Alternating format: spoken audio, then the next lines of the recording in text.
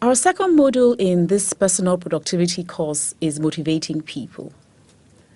By the end of this module, we expect that you'll be able to define motivation from a management point of view, describe what influences the behavior of people with whom you work with, explain factors of job enrichment that make work more attractive, describe the team leader's role in motivating his work team, and then apply job enrichment techniques to motivate your work team. So we'll be looking at what is motivation. We'll comprehend people's behavior at work through examining some theories of behavior. We'll look at what makes work interesting to staff, and also the role of the manager in creating what motivates people. So what is motivation? Motivation is a conscious or unconscious driving force that arouses and directs action towards the achievement of a desired goal. This definition was got from Longman English Dictionary. Because motivation can be both conscious or unconscious, we aren't necessarily aware of what it is that motivates us. Pause for a while and think of the things that motivate you unconsciously. Examples of unconscious motivations are your desires, your impulses, memories that have been repressed into an unconscious state. To motivate a person to do something, you have to make them want to do it, not force them to do it. Motivation is a driving force and powerful influence for good or ill. Motivation with good influences are those that help us move nearer to our desired results and help us to be better in whatever it is we are doing. Let's look at some theories of human behavior and try and understand how it influences behavior at work. We're going to be looking at 5 different theories.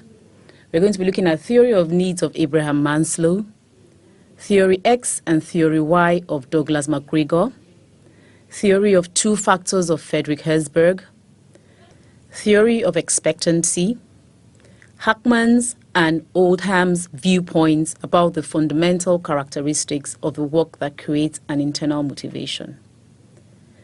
Understanding what motivates people is very difficult. There is no simple formula that will tell you, treat people like this and you'll get the best from them. The subject of motivation has occupied many brilliant minds over the past 50 years or so. In the next few sections, we are going to look at the theories indicated, which are some of the most significant theories about the behavior of people at work. The first theory we're going to be looking at is Maslow's theory of needs. What are the needs of human beings? What must they have in order to be happy, successful, or even just survive? Maslow considered these questions and came to the conclusion that human needs can be thought of as being on several distinct levels. The first level need is the physiological needs, the need for food, air, water, sleep. These come as number 1 priority for people. That is, the physiological needs are the first needs that an individual tries to satisfy. I'm sure you can add to these needs. The second needs are the safety needs. And what he said was that once the needs of our body are satisfied, that is the physiological needs, we tend to look for security and stability. The third level needs are the social needs. Here again, once the safety needs are satisfied, an individual works on satisfying the social needs. Social needs are the next important needs that a person works to satisfy. These needs include affection, friendship, and belonging. The next is the esteem needs, and these include self-respect and achievement. The final and the highest on the hierarchy is the self-actualization.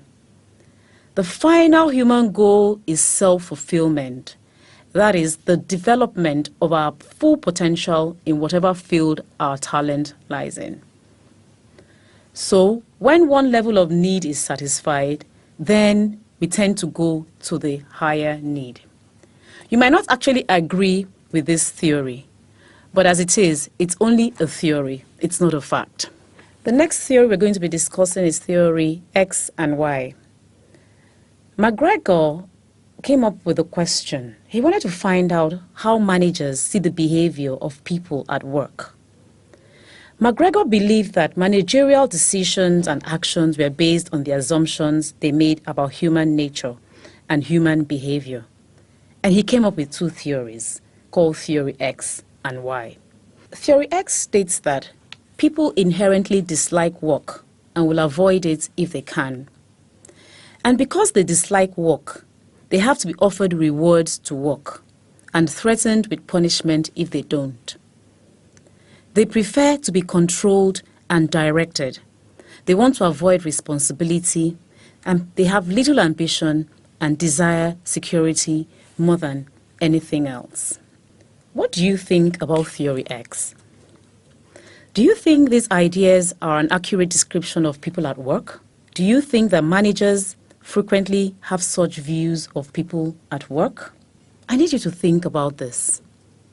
Theory Y states that people do not dislike work, but under the right conditions and circumstances, they can enjoy it. If they are committed to the objectives of the group, they will direct and control themselves rather than having to be controlled from above.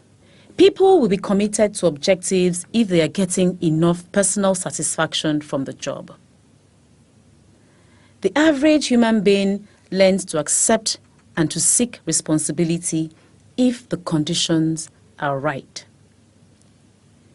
Ingenuity and creativity are widely distributed and generally underutilized. You would agree with me that Theory Y is different from Theory X. McGregor saw human beings as being dynamic rather than static. Theory Y indicates the possibility of human growth and development, given the right work conditions and environment.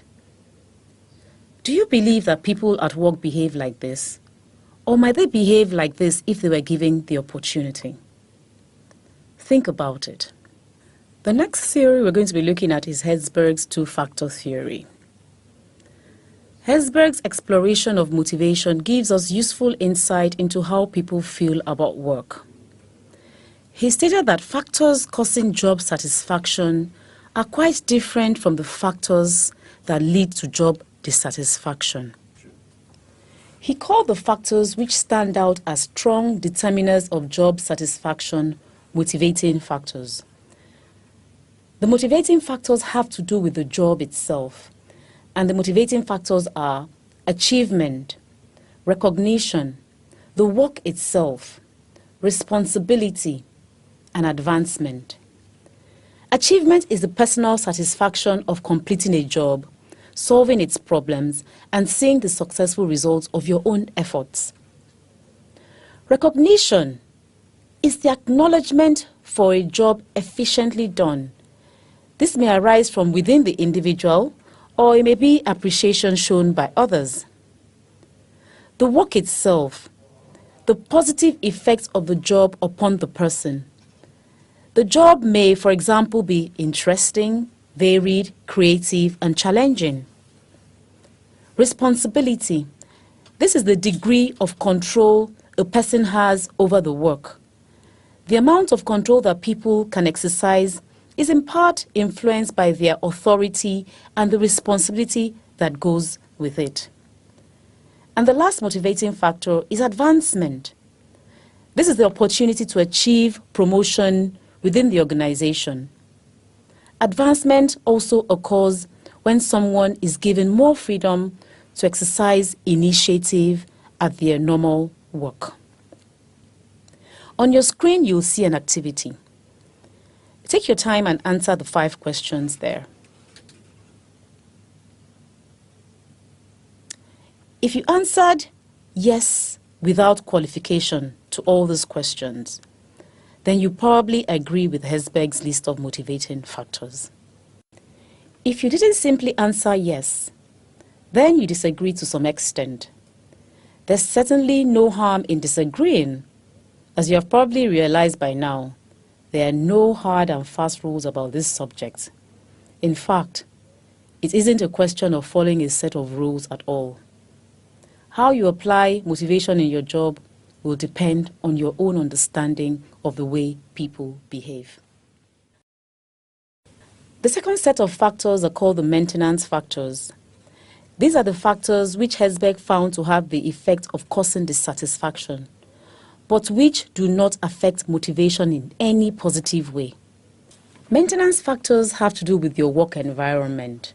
So it's working conditions, policies and administrative style, supervision, interpersonal relations, salary, status, and job security. Maintenance factors can reduce the level of performance, but not increase it. The analogy is that lack of maintenance may cause an equipment to deteriorate, but regular maintenance will not improve its performance. You might reasonably conclude that working conditions don't affect the performance of the team, provided they are fairly good. If the conditions become very difficult, performance is affected adversely. If, on the other hand, working conditions become better than just quite good, it makes little difference to performance. In conclusion, we can say that satisfaction at work lie in the content of the job, and then the causes of dissatisfaction lie in the working environment.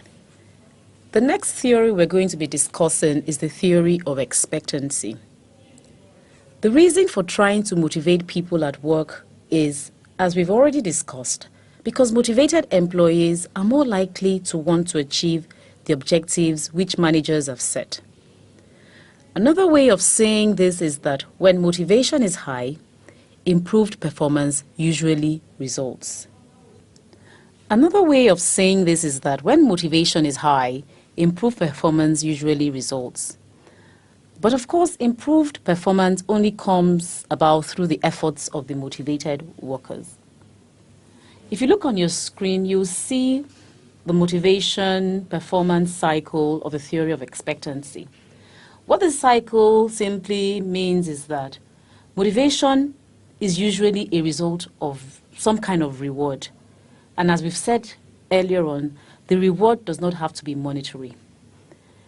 Rewards are not obtained without good performance. In other words, when performance is good, then you get your reward. Performance can only be achieved if you put in enough effort to attain the level of performance expected. And then efforts are made when people are motivated. So that's really what that cycle is explaining. But we also know that some things can go wrong in this cycle.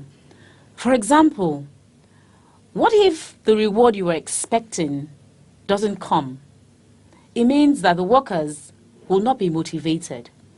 And when the workers are not motivated, then they don't put in enough effort. Something can also go wrong in the effort performance cycle. What if the employees put in enough effort, but they still do not come out with the outputs that the managers are expecting?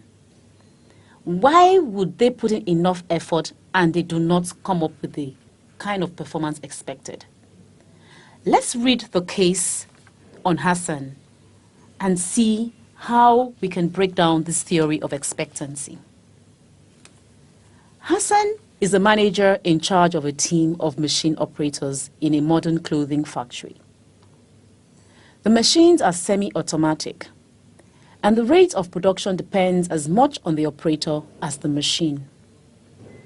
The work needs a lot of concentration, and it is easy to spoil material by not keeping one's mind on the job. Hassan's manager called him one day and told him, "Hassan, we have a new contract, which means we will have to increase production to keep up with the orders. Unfortunately, as this is a one-off contract, we can't afford to bring in more machinery. In order to increase output, we intend to offer a bonus of 5,000 naira to any employee whose production rate increases by 10% or more." Using the theory of expectancy, answer the following questions. Can you think of 3 things that might go wrong at the different stages? That is, the motivation, effort, performance, reward cycle stages, which could prevent the company from succeeding in their plans. One thing that might go wrong is that the team may not consider the reward sufficient motivation, and so would not think it worthwhile making the extra effort being asked for. Again, if the target set for achieving the reward is seen as being too high, the team members may decide there is no point in trying to achieve it. Let us assume that the employees are happy with the reward they're going to get and they are motivated to work. And they put in enough effort to work. But guess what? There's a shortage of materials. It means that the operators cannot increase production and performance would, of course, reduce. One or more of the machines might go faulty. It also means that the operators cannot meet their production target. Now, I've given you various examples of what can go wrong in the different stages of the theory of expectancy cycle. Now, I want you to read the case one more time and think of the various things that can go wrong at the different stages of the expectancy cycle. The conclusion is that if motivation is to result in improved performance, then every aspect of the motivation, effort, performance, reward cycle has to be considered. The last theory we're going to be discussing is the Hackman and Oldham internal motivation theory. Hackman and Oldham described a state of affairs in which people try to do well because their work is rewarding and satisfying as internal motivation. Their concept of the way this is achieved is shown in the table on your screen. For there to be high internal motivation, the job must have some essential job characteristics. What are these characteristics? One is the feedback you get from your job. The second is autonomy. Third is variety of skills. The fourth is task identity. The fifth is work importance. How is the feedback from job important? How does it benefit the worker? The worker gets to know the result of his or her work. People ideally need clear information about the effectiveness of their performance directly from the job. The emphasis here is on direct feedback, as when an actor hears the audience applaud or a doctor observes a patient responding to treatment. Feedback provides knowledge of the results of the work. Workers and teams need to find out whether they are performing well or poorly. The other job characteristics is autonomy. Workers want to know that they have control over the outcome of their work. When the control you have over your work increases, you will tend to accept greater responsibility from the results. The next job characteristic is skill variety. This is the degree to which a job requires a variety of activities and skills. Workers who are able to perform tasks that they find challenging and require more than one skill or ability will experience meaningfulness. The more skills involved, the more meaningful the work is likely to be to them. The next job characteristic is task identity. Task identity is the extent to which a job requires a worker to finish a complete and identifiable piece of work. That is, the job has to have a beginning and an end, and a visible outcome. The next job characteristics is work importance. This represents the amount of impact the job has on the lives of other people, whether those people are in the immediate organization or in the world at large. If, for example, an inspector in a factory is told nothing about those who subsequently sell, buy, or use the product he manufactures, he or she will experience low work importance. These last three characteristics, that is, skill variety, task identity, and work importance, are essential if the worker is to experience the work as meaningful. As we have seen from all the theories we've discussed today, we know that motivating people is a complex topic, and there's no one-size-fits-all. But the important thing to note is that Once a person is motivated, he or she will be driven to act in a certain way. If the motivation is strong, it may not always be easy to direct and supervise these actions. In this next session, we'll be discussing what should be done to make our employees work more interesting and hence motivate them to work better. We'll discuss division of labor and its advantages and disadvantages, some approaches used by companies in their endeavor to motivate staff, and also what we should do to make jobs more interesting for our staff and motivate them accordingly. Micro-division of labor. This is a system employed in large factories running automated assembly lines. Jobs are usually broken down into very small bits, and each element is performed by a team of workers. Each member of the first team in the production line performs its part of the production process. Then the unfinished product is moved to the next group, and so on, until all the elements of the product is completed. Now, what are the advantages of micro-division of labor? One of the advantages is that production does not depend on skilled people, and so the absence of any individual does not interfere with the work. The work goes on whether you're present or not. Other people just take up the work and continue. Another advantage is that work can be closely controlled and monitored. The disadvantage of micro-division of labor is that jobs become very monotonous and boring. There is no scope to do the work better or more quickly. Machines control the rate of work. People who work on assembly lines have little opportunity for social contact. Another concept we'll discuss is job rotation and enlargement. What is job rotation? It's basically moving employees from job to job, giving them opportunities to perform a greater variety of tasks at the same level of responsibility. Job enlargement, on the other hand, is expanding the number of tasks performed usually at the same level of responsibility. Do you think that job rotation and job enlargement approaches motivate people? If you said no, then you'd be correct. Job rotation and job enlargement fail to motivate people because they do not enable them to develop skills and knowledge, and they do not increase the level of significance of the job. Job enrichment. What is job enrichment? Job enrichment is redesigning work to provide employees with more variety and responsibility. It gives staff more opportunities for development of skills, more control over their work, and more work feedback about the work they are doing. How can we enrich jobs for our employees? We can enrich our employee jobs by removing unnecessary controls and increasing the responsibility and autonomy on the jobs. We can allow our staff to perform tasks at a range of different levels of responsibility, reduce the gap between doing the job and controlling the job by giving employees some of the responsibilities that management previously held. Removing unnecessary controls facilitates a feeling of autonomy on the part of an individual performing a job. Clarify goals.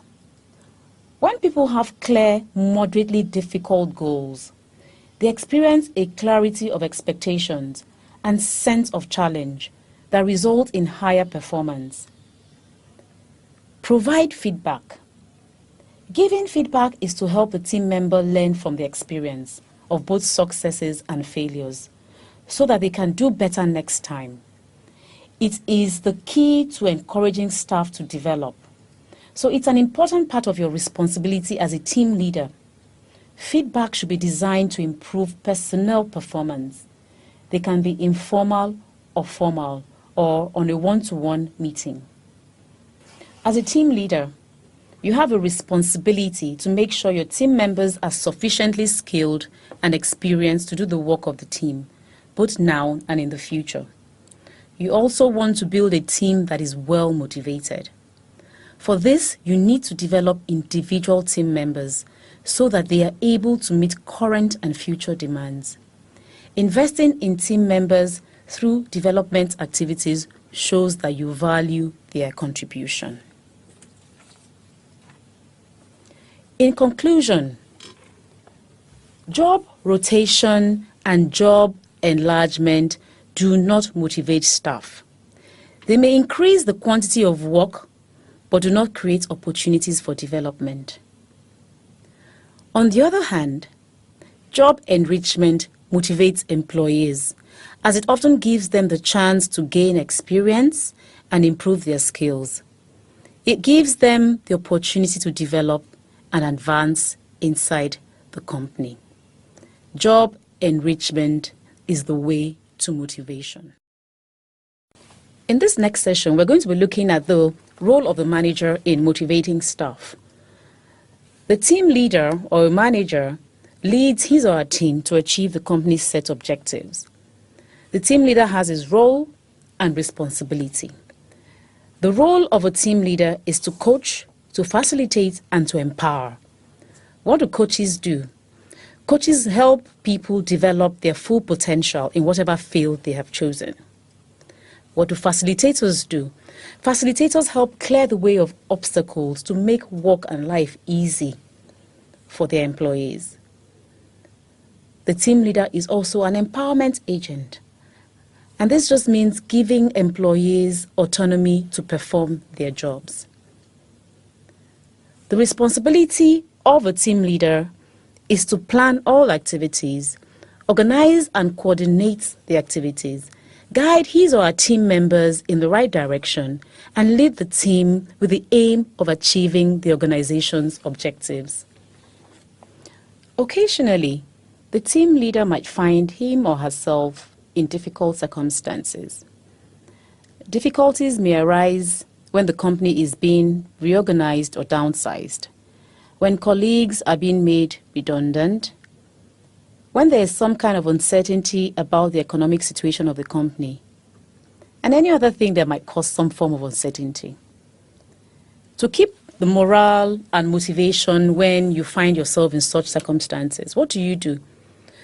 You need to seek information and pass on as much information as you can to give a better and a clearer picture. This is because anxiety feeds on doubt and rumors. People will tend to carry rumors when there is no clear message coming through. They seek information and pass it on to other people, and before you know it, the situation has gone out of hand. You must learn to counter cynicism with a positive approach. Keep your team members occupied with meaningful work, but don't overwhelm them with work. You need to also establish new, mutually supportive relationships with them.